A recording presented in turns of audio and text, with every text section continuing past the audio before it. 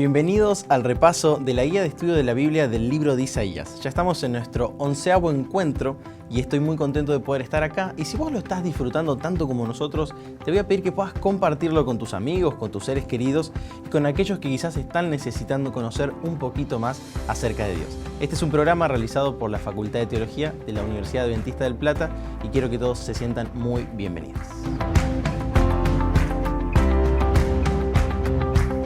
Bienvenidos, ya estamos en nuestro encuentro número 11 titulado Amor a Cambio.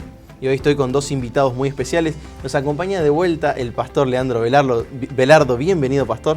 Muchas gracias por la invitación, por tenerme aquí en este nuevo encuentro, ¿no? Para disfrutar. Muy bien, muchas gracias, pastor. Y también se encuentra con nosotros el pastor Hugo Cotro. ¿Cómo anda? Muy bien, gracias también por la invitación. Hoy tenemos un repaso realmente lindo, ¿no? Todo lo que hemos estado estudiando ha sido muy útil para nosotros, pero quería comenzar con una preguntita un tanto diferente a las que nos solemos plantear, porque el autor de la lección, ¿no es cierto?, dice algo acerca de uno de los capítulos, porque vamos a estar hablando del 55 y del 58.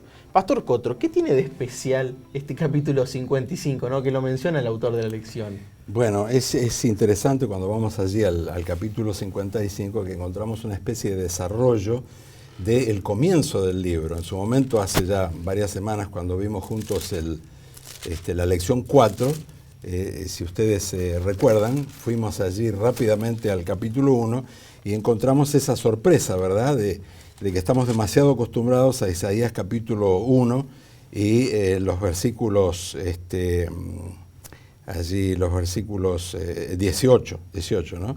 Dice, venid, dice Jehová, estemos a cuenta, si vuestros pecados fueren como la grana, como la nieve serán emblanquecidos, si fueren como el carmesí, vendrán a ser como blanca lana. Todo muy bonito, ¿verdad? Pero antes del 18 está los versículos 16 y 17, por eso el 18 empieza diciendo, venid, ¿no? La traducción de una palabra que significa luego. ¿Luego de qué? Luego de lavarse, limpiarse, dejar de hacer lo malo, aprender a hacer lo bueno, buscar el juicio, es decir, la justicia, restituir al agraviado, hacer justicia al huérfano, amparar a la viuda.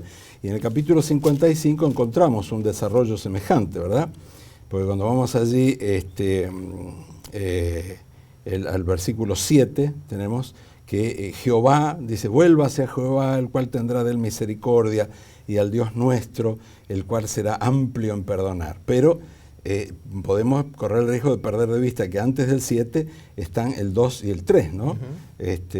Donde se nos insta o se insta al pueblo de Dios, que estaba en franca apostasía, por medio del profeta Isaías, dice, ¿por qué gastáis el dinero en lo que no es pan, vuestro trabajo en lo que no se hace? Oídme, la palabra que significa oír con los oídos y con el corazón, prestar atención, obedecer.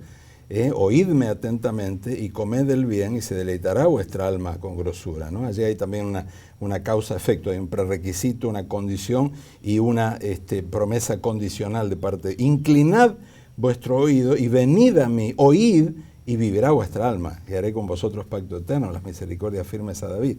Entonces, ¿qué tiene de especial este capítulo? Bueno, lo que tiene el 53, lo que tiene el 1, lo que tiene todo Isaías, ese equilibrio asombroso en el carácter de Dios entre justicia y misericordia, ¿no? Es tan fácil inclinar la balanza en una dirección o en otra, ¿no? ¿De qué se trata el pecado sino de un extremo? Cuando uno va a Génesis capítulo 3, ¿no?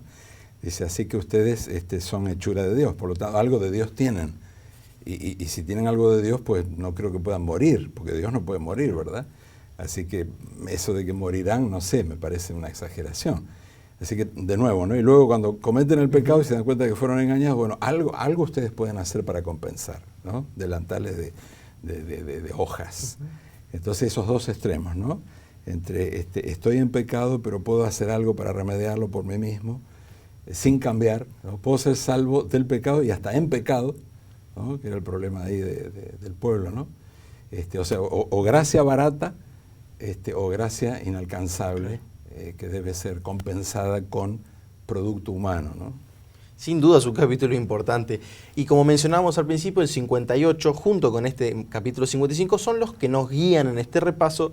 Y el 58 me pareció que tenía algunos aspectos muy prácticos. Si fuera una materia, sería la parte práctica de la materia. Porque, por ejemplo, el 58.10, y le voy a preguntar al pastor Velardo, el 58.10 menciona, si dieres tu pan al hambriento, y saciares al alma afligida, en las tinieblas nacerá tu luz, y tu oscuridad será como el mediodía, ¿no? Yo leía estos versículos y me preguntaba de qué manera el ayudar a otros me libra o soluciona mi oscuridad, ¿no? Me preguntaba esto. Bueno, excelente pregunta, y el pasaje es ciertamente profundo, en una variedad de sentidos, ¿no? Lo que le da mayor riqueza es el contexto inmediato. Claro. Estamos en un capítulo donde se está planteando cuál es el espíritu que debiera haber detrás del ayuno, qué es lo que Dios pide y qué es lo que yo le doy. Y entonces hay un ida y vuelta, ¿no? Por parte de Dios. Dice, ustedes hacen ayuno y se quejan de que no los escucho, pero ¿qué tipo de ayuno hacen, ¿no? Ahí en el verso 10 está retomando el versículo 7, ¿no? Dice, tu pan al hambriento en el verso 10, y el 7 dice, hablando del verdadero espíritu detrás del ayuno, dice, no es que partas tu pan con el hambriento y a los pobres errantes albergues en casa, que cuando veas al desnudo lo cubras y no te escondas de tu hermano. Entonces es muy fácil caer, y era parte del problema del pueblo, en el ritualismo, ¿no? En una práctica vacía, hueca. Hay que mantener, hablando de equilibrio, ¿no? Hay que mantener el equilibrio entre la ortodoxia, la enseñanza correcta, y la ortopraxis, la práctica correcta, ¿no? Y a veces nos quedamos con una de las dos, porque por el pecado, ¿no? Por nuestra tendencia a los extremos, a la inestabilidad. Claro. Otro detalle interesante del verso 10, y yendo más en línea con esto que mencionabas, es que ayudar a otros tiene propiedades medicamentosas, ¿no? Terapéuticas para nosotros. Nos hace bien ayudar a otros. Así que yo diría que más que reflexionar, y lo voy a decir de esta manera, más que reflexionar teológicamente, lo que hay que hacer es, y en línea con el capítulo 58, salir a la calle y después decirme cómo te sentís. Claro. Salir a la calle, ayudar a la gente y decirme qué experimentás, ¿no? Así que bueno, es muy interesante. Acá decías muy bien lo de la práctica. Y bueno, ¿por qué no salir y ayudar a alguien? De paso, no hay que ir muy lejos, ¿no? Claro. A veces nuestra esposa, nuestro esposo, nuestros hijos son los primeros que necesitan que nosotros estemos allí para ellos, ¿no? Y un aspecto más que quisiera decir es que con respecto, aquí se habla puntualmente del ayuno, pero se puede extrapolar para otros aspectos de la vida cristiana. Muchas veces hacemos cosas en nombre de Dios que nada tienen que ver con Él. Claro. Muchas veces tenemos determinadas prácticas, enseñamos incluso algunas doctrinas, conceptos, en el nombre de Dios, y que no tienen nada que ver con Él. Y para esto basta hacer una mirada rápida a la historia. Cuántas cosas se han hecho a lo largo de la historia, ¿no? A la macrohistoria, en el nombre de Dios, que nada, no tenían que ver con su voluntad, nada tenían que ver con Él. Y a nivel microhistórico, mi vida personal, cuántas cosas a veces digo, hago, pienso, practico, en el nombre de Dios, que nada tiene que ver con Él, ¿no? Claro. Así que bueno, es un llamado ahí para nosotros también hoy. Una apelación de este libro tan impresionante que hemos estado estudiando a la coherencia, ¿no? La coherencia personal y también para nuestro prójimo. Y hablando de coherencia, pastor, quería consultarle por el versículo del capítulo 55, el primero, porque allí nos encontramos ante algo que capaz a muchos les llamó la atención, y como vieron vamos a ir recorriendo distintos temas, ¿no? Porque son quizás algunos que son importantes para repasar. El 55.1 dice, a todos los sedientos, venid a las aguas. A los que no tienen dinero, venid, comprad y comed. Venid, comprad sin dinero y sin precio vino y leche. Yo no sé ustedes, pero aquí donde nosotros vivimos, yo no puedo ir a comprar sin dinero, Pastor Coto. Me costaría mucho que me acepten, ¿no? ese plan de pago. ¿Por qué dice esto la Biblia, Pastor? Bueno, es un recurso literario que se utiliza aquí, ¿no? Es una ironía, una flagrante contradicción, precisamente para llamar la atención acerca del valor inalcanzable de aquello que se ofrece, ¿verdad? Claro. El verbo que se traduce allí como comprar aparece una cantidad de veces en el Antiguo Testamento, más de 200, con 20 acepciones diferentes, 14 de ellas en el contexto de la compra de cereales por parte de los hermanos del primer ministro de Egipto, ¿no? Para no morir de hambre, y las otras 6, entre las cuales está Isaías 55.1, tienen ese otro matiz no literal, sino literario, de producir una sorpresa, ¿verdad? Cuando alguien nos dice, bueno, mira, te gustaría tú te estás muriendo.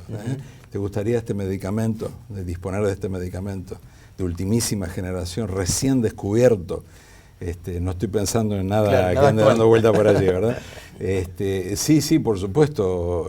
Bueno, está disponible. Ah, bueno, fantástico. ¿Y aceptan obra social? No, solo efectivo. Ah, ¿y cuánto? Bueno, tu vida a cambio del medicamento. Pero claro, eso no tiene sentido, ¿no? ¿Te parece demasiado caro? Sí, bueno, es que realmente es muy caro. Claro. Le costó la vida a alguien producirlo, ¿no? Por eso, como tú no puedes pagarlo, ¿verdad? No, no puedo. Bueno, aquí lo tienes. Claro. ¿No?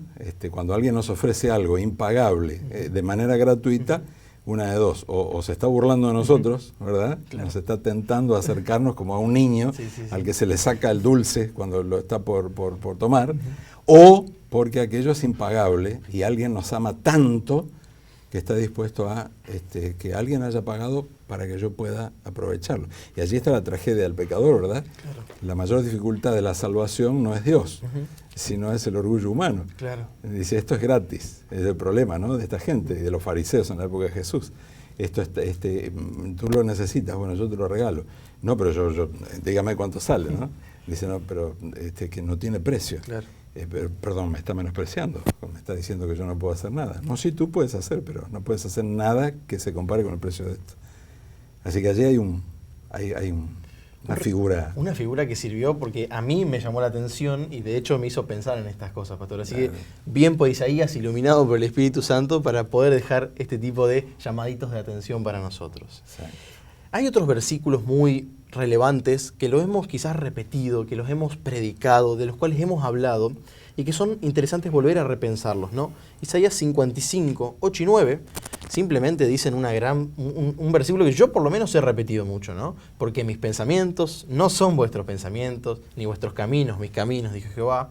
Como son más altos los cielos que la tierra, así son mis caminos más altos que vuestros caminos.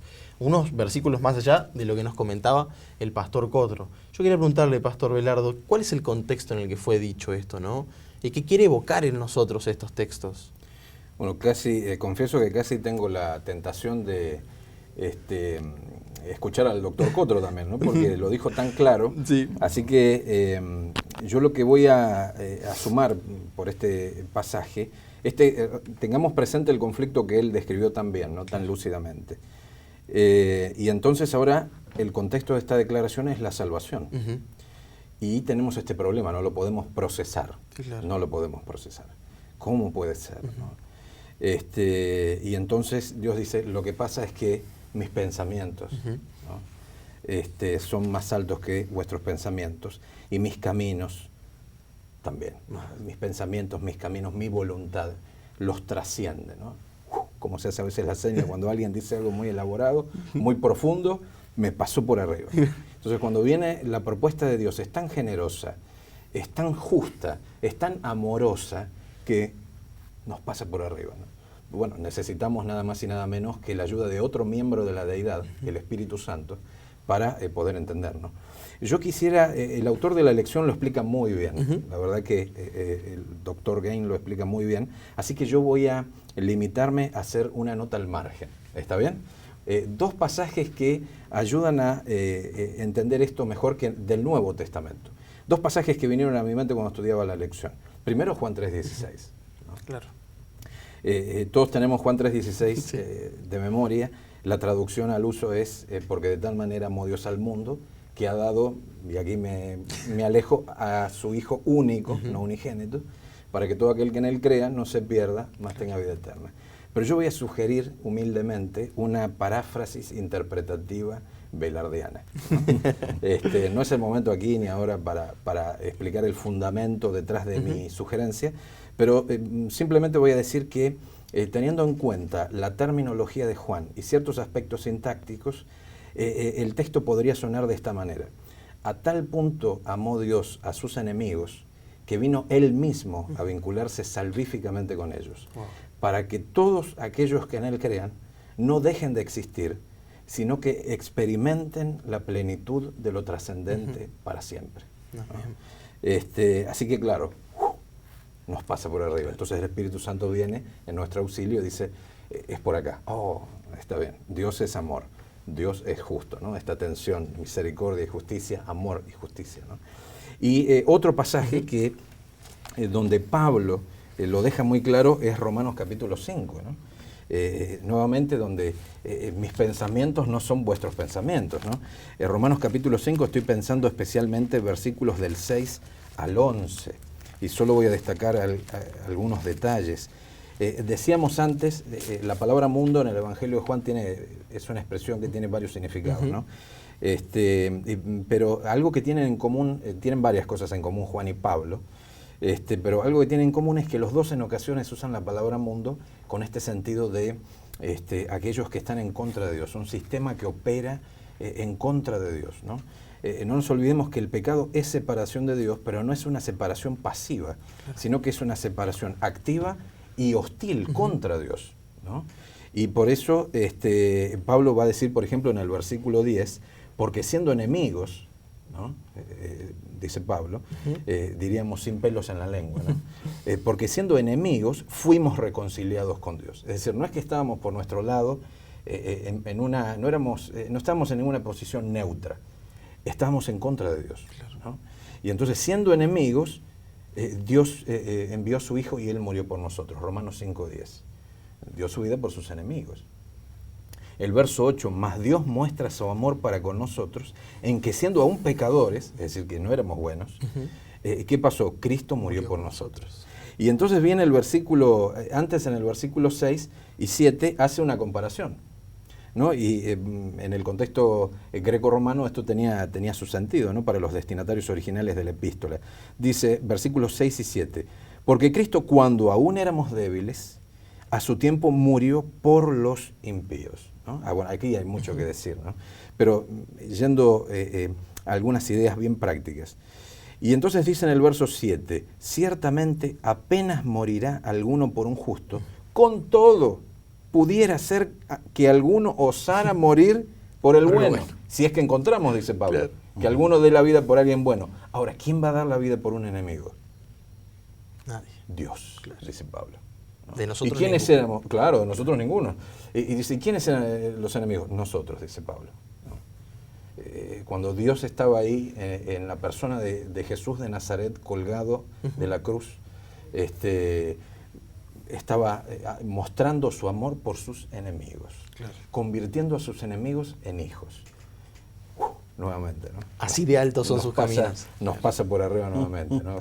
Así que muy interesante, ¿no? Muy interesante, porque esto muestra nuevamente a una reconcilia, de paso, palabra reconciliación que va a aparecer en el verso 11, ¿no? Dice que por medio de Cristo estamos reconciliados, una reconciliación que presupone enemistad, claro, ¿no? Había un vínculo, se rompió, Génesis 3, como muy bien decía el doctor Cotro, y ahora por medio de Cristo somos reconciliados. Qué interesante la imagen y el concepto de Dios que sale de esto, ¿no? Y cuando Jesús dice, amen a sus enemigos, háganles bien a los que les hacen mal, y esto lo redefine, ¿no? Claro. ¿Qué estaba haciendo Él encarnado? ¿No? Haciendo esto por sus enemigos, convirtiendo a sus enemigos en hijos, ¿no? Y Pablo va a hablar después de adopción y demás, ¿no?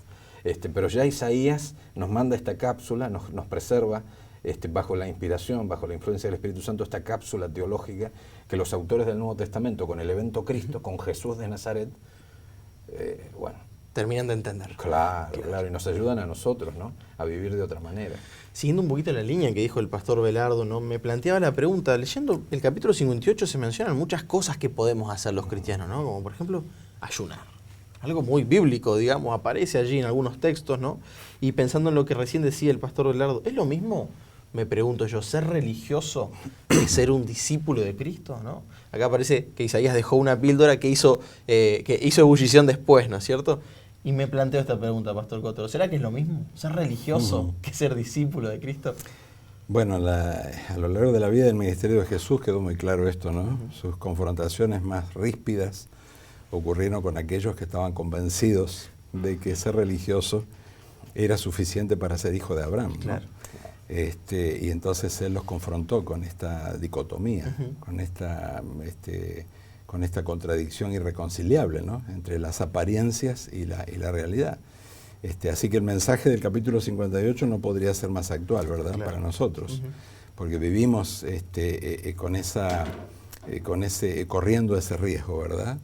De pretender compensar con un poco el síndrome Éfeso, ¿no? En Apocalipsis capítulo 2. Claro.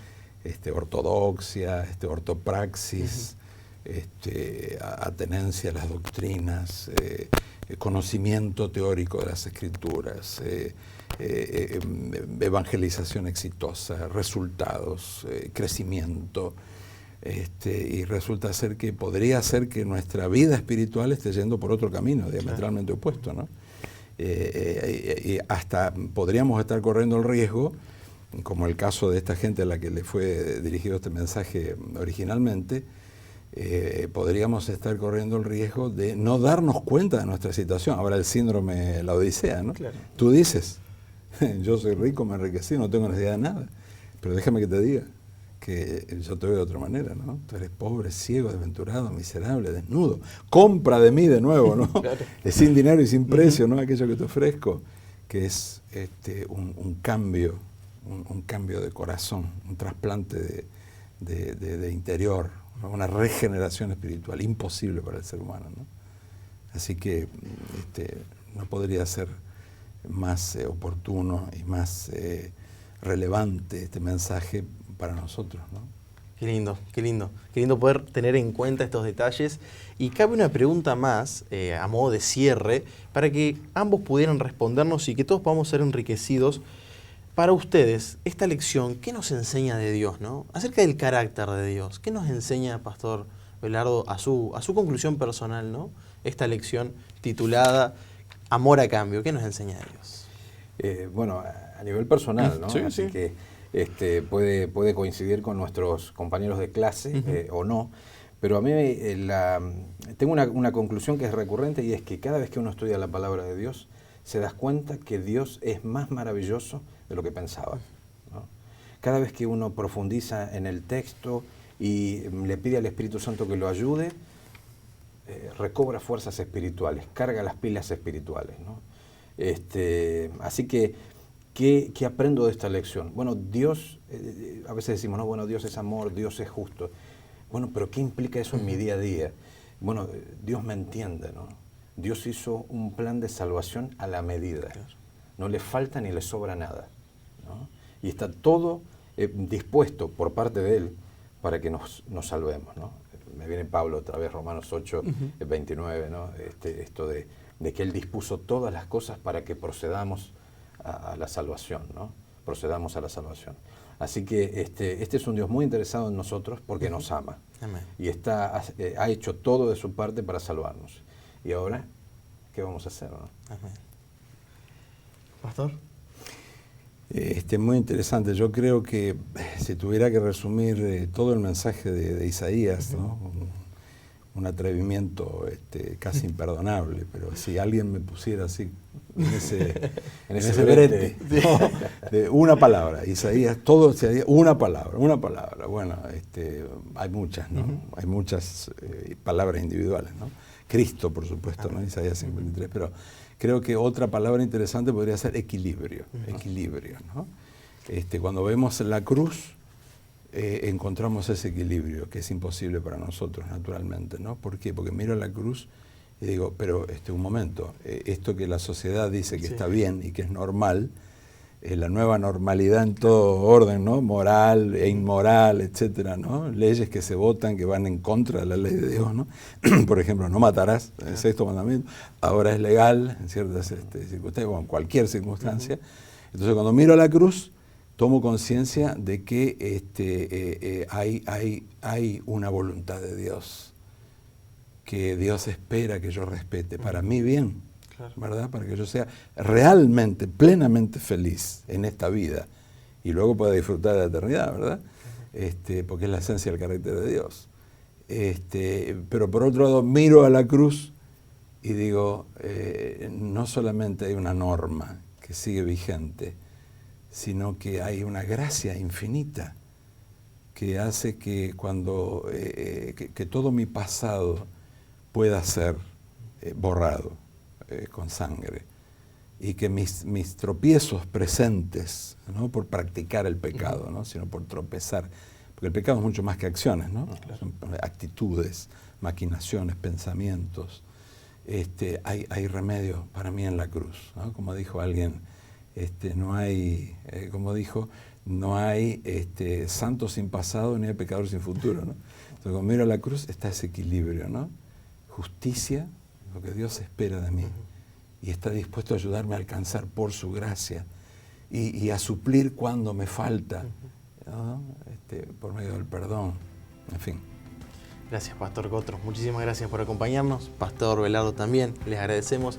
Y a nuestros amigos que nos acompañaron hasta aquí en estos repasos, les damos las gracias. También les pedimos y recordamos que puedan compartir este material si ha sido de bendición para ustedes. Si están aprendiendo un poquito más del libro de Isaías, que otros también puedan beneficiarse de este material. Que Dios los bendiga y que tengan una excelente jornada.